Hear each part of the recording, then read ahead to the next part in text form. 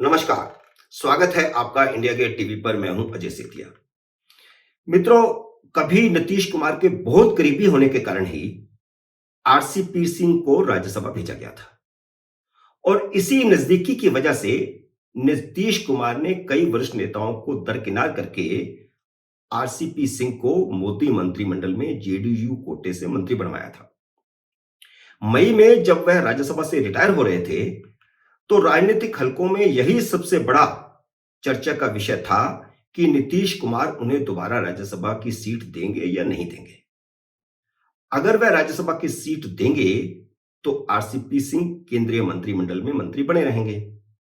अगर नहीं देंगे तो एक तरह से जेडीयू केंद्रीय मंत्रिमंडल से बाहर हो जाएगी।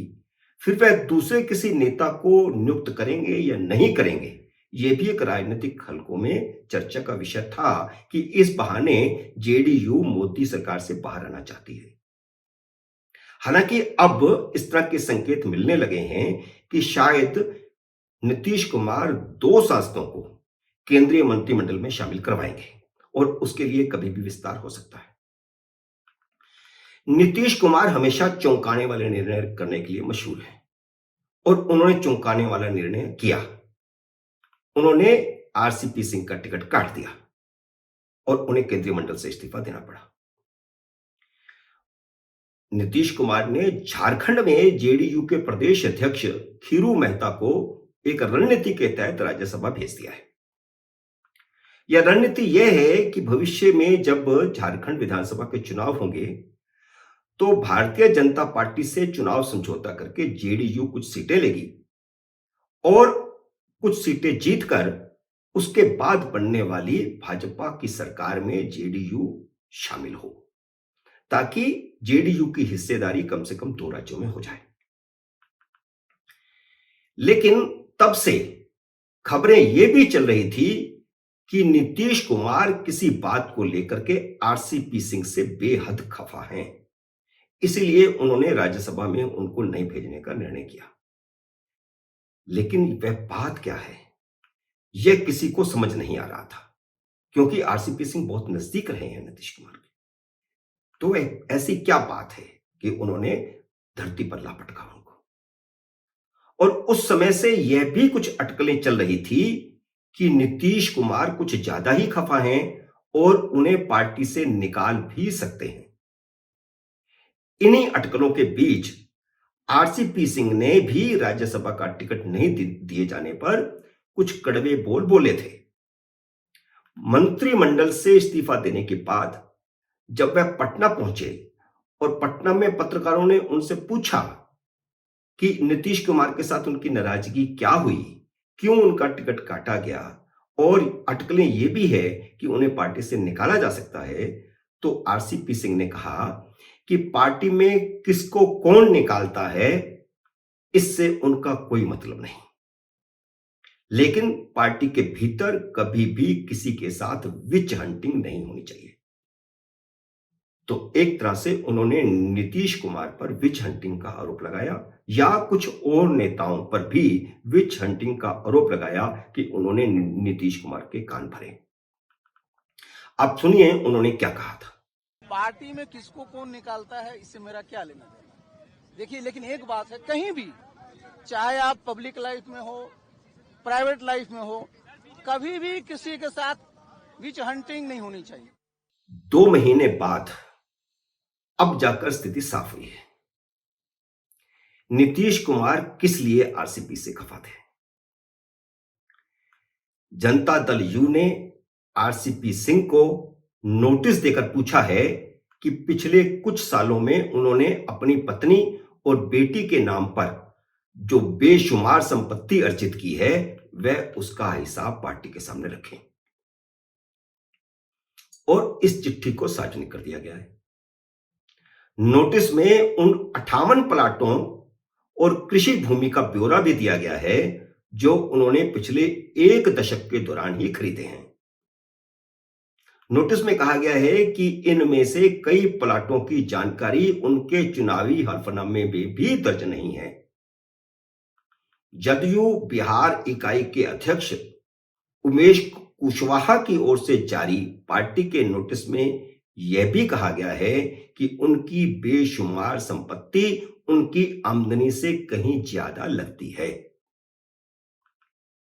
वह बताएं कि कैसे नालंदा जिले के 2 ब्लॉकों में उन्होंने 40 बीघा जमीन खरीदी और क्या ये आपकी नियमित आमदनी से खरीदी गई है।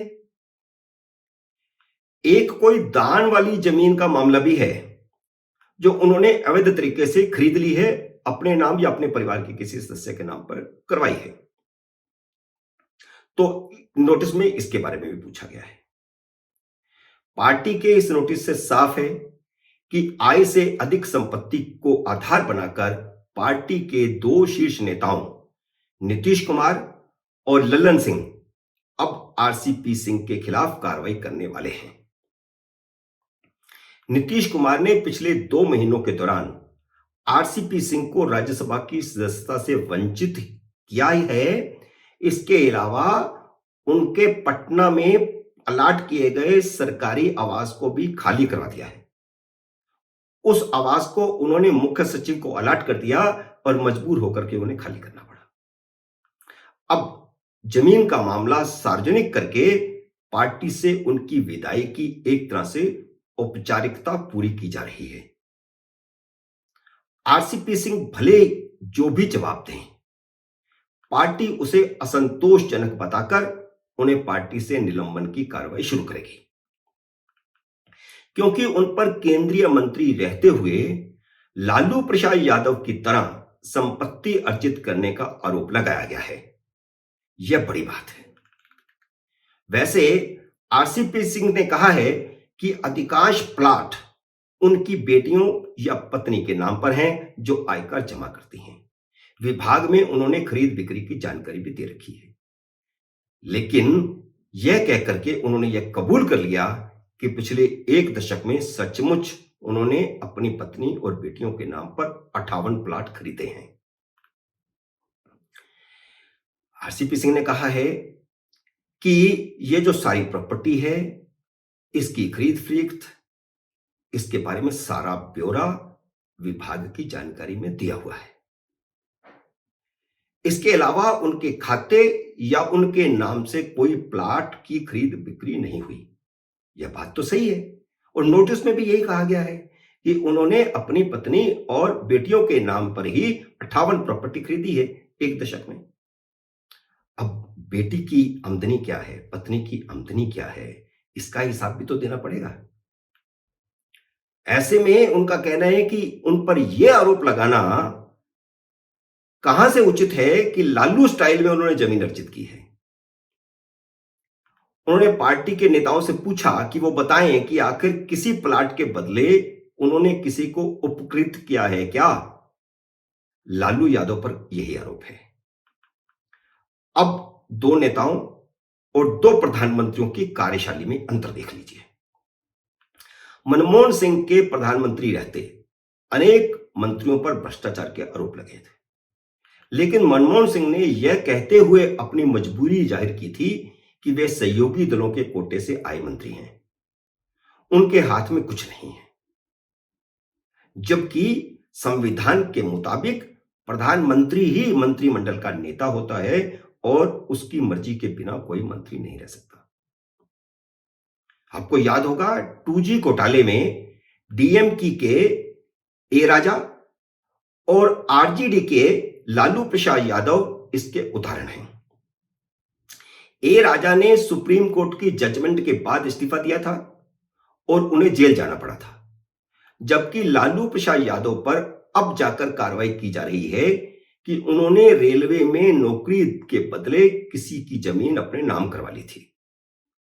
इस मामले में उस समय के उनके पीए को भी अब गिरफ्तार किया गया है। लेकिन नरेंद्र मोदी राज में सब मंत्रियों पर निगाह रखी जा रही है। यह घटना सभी मंत्रियों के लिए चेतावनी है कि मोदी राज में भ्रष्टाचार बर्दाश्त नहीं किया जाएगा।